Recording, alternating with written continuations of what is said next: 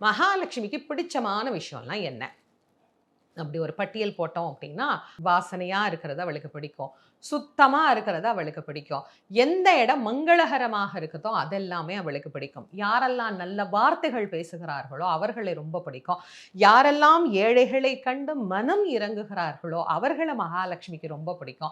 அத விட இன்னொன்னு, ஒருத்தர் துன்பப்படுகிறார் அப்படின்னும்போது, பிரதிபலனை எதிர்பார்க்காது அந்த துன்பத்தில் இருந்து அவரை காப்பாற்றுவதற்கு உதவிக்கரம் நீட்டி உதவி செய்றார் பாருங்க, அவங்கள மகாலட்சுமிக்கு ரொம்ப ரொம்ப ரொம்ப ரொம்ப பிடிக்கும்.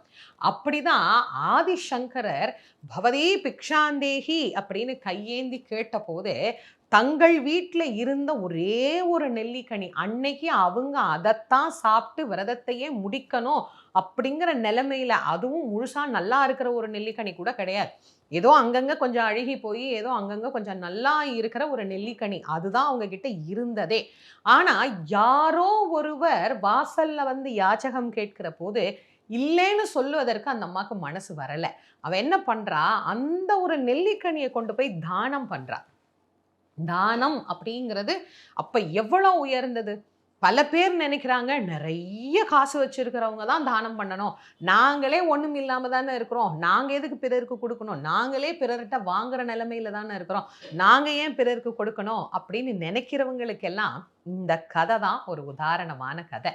நமக்கே ஒண்ணும் இல்ல. ஒண்ணுமே இல்ல அப்படிங்கிற நிலைமையில இருந்தபோது கூட, இருப்பதையும் எடுத்து குடுக்கணும் அப்படிங்கிற ஒரு உயர்ந்த உள்ளம் இருந்தது பாருங்க. அந்த உள்ளத்த தான் ஆதிசங்கரர் வியந்து பார்த்தார். அதத்தான் அவர் மகாலட்சுமி கிட்ட கேட்டார். "இப்படி ஒரு உள்ளம் படைச்சவன நீ எப்படி பார்க்காம இருக்கிறம்மா?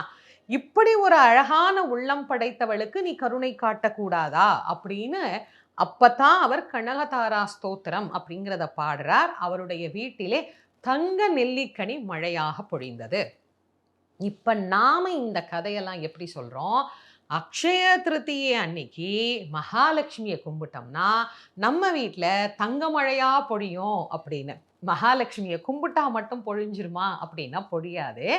மகாலட்சுமி ஏன் தங்க மழையை பொழிய செய்தாள்னா, தங்கமான அவருடைய மனம், தங்கமான அவருடைய குணம். அந்த தர்மம் செய்ய வேண்டும் என்கின்ற எண்ணம். தர்மம் செய்யும்போது கூட, நாம இப்ப தர்மம் செஞ்சோம்னா நமக்கு ஏதாவது கிடைக்குமே அப்படிங்கிற பலனை கொஞ்சம் கூட எதிர்பார்க்காது.